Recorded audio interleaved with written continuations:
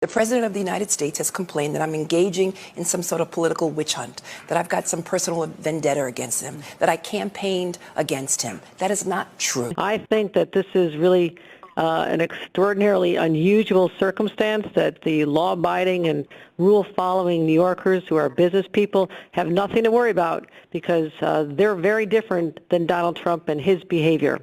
Illegitimate president who sits in the White House. That president, because he's not my president, he's an illegitimate president. His days are numbered. His days are numbered. We've got to get ready to mobilize, and we've got to get ready to agitate and irritate until victory is won, but more importantly, until Trump is defeated.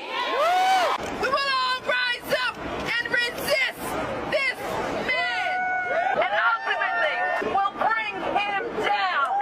This illegitimate president, I'm going to give you the same level of respect that you gave to President Obama, and that is absolutely no respect at all. Donald Trump has got to go. Hey, hey! Ho, ho! Donald Trump has got to go. Hey, hey! Ho, ho! And the days of Donald Trump are numbered. Lock him up. Lock him up. What? Lock him up. What? Lock him up. What? Lock him up. It's funny, man. You don't see anything at all in the mainstream liberal media other than praise and congratulations for Letitia James about her quest to destroy Donald Trump. The media believes that what she's done is some sort of ringing success, when in reality, things are not at all looking good. You know, she's out there doing interviews, expecting all the mush brains to believe that everything she's done, everything here was based only on the law, and that she never promised to destroy Donald Trump, never made it part of her personality, never made it part of her campaign, while at the same time, the governor is now out there trying to reassure everyone who isn't Donald Trump that they'll be safe, just as long as they don't behave like Donald Trump. But here's the thing, the damage is done here. But I think there's a really, really good chance that it won't be done to Donald Trump. You know, the left believes that New York state law says that Trump has to pay the entire fine in order to even be able to appeal, which really does explain why the fine is so egregious in the first place. But apparently, that might not actually be the case. But nonetheless, Alina, that amount, is there any Hail Mary pass that circumvents the reality that that money has to be paid, whether it's in a bond or in cash, before you can go to the appellate process? Is there any workaround at all? So there's a couple things, right? And I'll speak generally. You can post a bond, which is an option. You can tell the judge that you should set aside the verdict because it's insane, which this is. Will you be asking him to do that? Those options are on the table. I will never show my cards, Martha. You know I'm too good to do that. But I will tell you that we have a great team. I'm proud of our team, and we're working around the clock to figure out what strategically is the best move. One thing I can tell you is that her goal of tearing down the Trump organization, her goal of tearing down the individuals that work so hard, including on his campaign, his family, and the list goes on, her goal is frankly not going to succeed. That's all I'm willing to say. What did you make of the fact that she said, you know, when she was sort of guessing how he may come up with this money or what he might choose to sell off, she said, well, I look up at 40 Wall Street every single day. Yes, and that chip on her shoulder is why we're here today.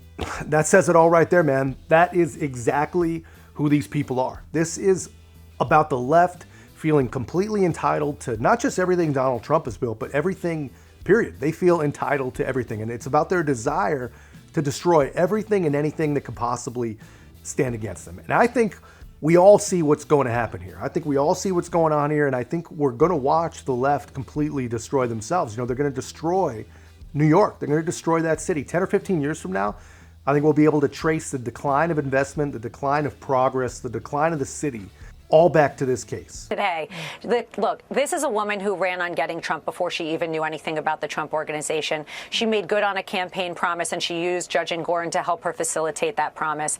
Martha, all I can say is this. President Trump is one of the smartest businessmen, one of the greatest presidents we have ever seen. If she thinks she is going to take him down, if that was her goal, which we all know very well it was, and she got a strong assist there in court, But I will tell you this, that goal will not be successful. And that is the message I can give to everyone listening here. It will not be successful. We've seen it happen time and time again. Look at what's happening in Georgia. Look at what's happening with Miss James going to Washington right before she files the complaint. We have proof of that now. We're not talking about it because it's so damaging. This is all political. There's absolutely no factual basis to it. And I'm really looking forward to everybody seeing our record on appeal. I hope they take the time to read it so that they can get a window into what are the facts. They've done nothing wrong. There were no victims, and everyone made money. I got to believe, man. I mean, with everything more I read about this case, I think this is going to end up embarrassing and destroying a couple careers, but especially the career of this judge, man. This guy is a freaking clown. I mean, just think about this. Like all other things that liberals believe, this can be debunked and destroyed with just the use of simple math. 46 years ago, Mar-a-Lago listed for $20 million. 46 years ago, man, almost 50 years ago. And one of the linchpins of the entire case that the government believed is this judge saying that Mar-a-Lago is now worth $18 million in the year 2023 when he put that valuation on, as far as loan valuations and actual value should be concerned, which that is insanity. You know, made all the more insane by the fact that liberals actually believe this crap, man. They completely believe it. It is amazing to me, man. These are the same people that will question every single word a conservative says, but are completely incapable of questioning anything at all a liberal says or does. I mean, it's actually a pretty remarkable commitment to be that wrong so often. But that's just my take, guys. Let me know your thoughts in the comments. And if you haven't already, be a part of our growth. Make sure to like, comment, subscribe. Most importantly, share the channel. I'll see you in the next one.